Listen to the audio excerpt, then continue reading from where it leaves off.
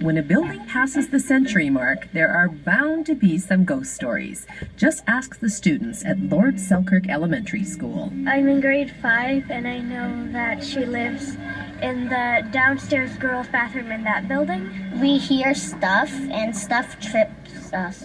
Once when me and him went in and something touched my back, and I see big kids with the door of the basement, the yellow building open, trying to hit the ghost with tennis rackets. At Selkirk, I've heard that there's a ghost called Selkirk Sally.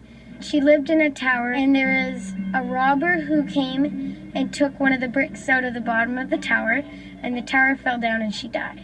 There's a story about Sally Selkirk, who was like the daughter of the person who founded this school. Apparently she died with a golden bullet, and her dad was the only one who could afford that bullet. The father committed suicide, and she was dead, and the mother was dead. And those are what the 3 trees outside used to represent. How many kids at Selkirk think there's a ghost or hear about a ghost? I don't know how many think there's actually a ghost, but I know pretty much everyone knows the rumor about the ghost.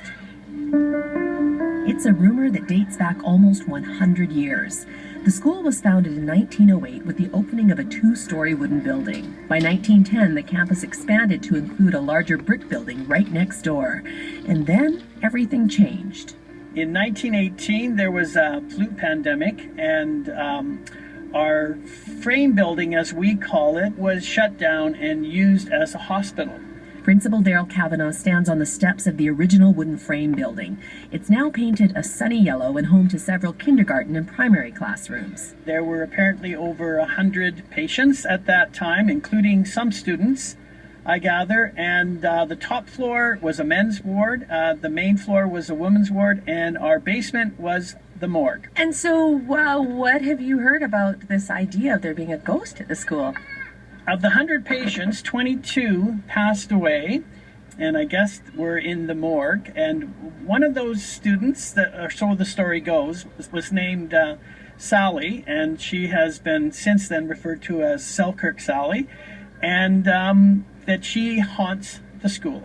Okay, well, let's go in and see if we can find her, where she might have lived. So in we go. What we're coming up to here is actually a photo that's of the opening in 1908 of the school. As the story goes, if you look in the corner here, you see an image of someone that looks ghostly, not like every other person in the image here. And that is as the myth goes, or the thoughts go, that is Selkirk Sally. And she appeared here afterwards, after she passed away, and then that image appeared here in the photo.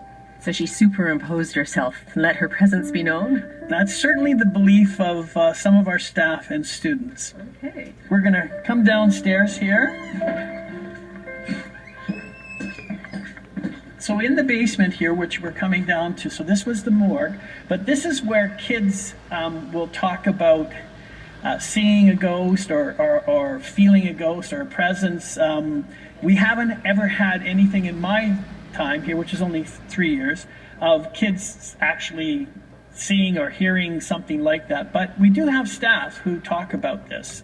I can hear the rumblings of the students upstairs. I wonder if that kind of just the acoustics of an old building might lend itself to the imagination. I think it does. Our staff says when the weather gets a little bad here, they hear moaning and groaning that can come from likely the building itself. It's an old wooden structure, and so there is kind of a moaning sound that probably helps this story here of a ghost or spirit presence. But stories of Selkirk spirits began long before the building was old and creaky. Marlon Shearer attended the school in the 1940s. And there was a lot of talk about ghosts then, because the children were scared, especially around Halloween. And they all said they seen somebody, they seen somebody. They say they see her floating around. She doesn't seem to walk or run, but she floats around. And all the kids were scared. And I mean, when kids are scared, they run around, a whole lot of stories come out. Marlon says the students had good reason to be on edge. It was the height of World War II, and the school regularly held air raid drills. the air raid bells would go off, the big ones. So we all had to hide under our desks. I think that basically is what scared kids. And they would see all kinds of ghosts. Do you think that's sort of where the rumor started and why it keeps going? I think so. Gets passed on from kid to kid to kid to kid? Oh, of course it does. Kids will pass on anything that's scary, especially around Halloween. Do you think that there are actually ghosts at Selkirk? I'm sorry, but I believe in them. And this is an old neighborhood. Old neighborhood. Do you think these are friendly ghosts at Selkirk? I think so. They just like to go around and scare people. They come out mostly at Halloween, too.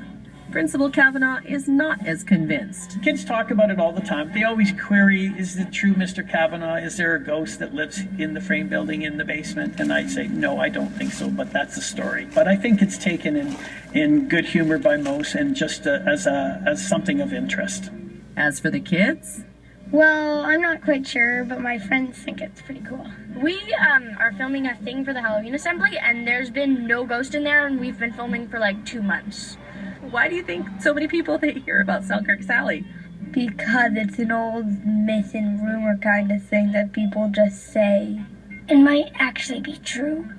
We'll never know for sure. The house is haunted by the echo of your last goodbye. CBC Radio, I'm Margaret Gallagher in Vancouver. The house is haunted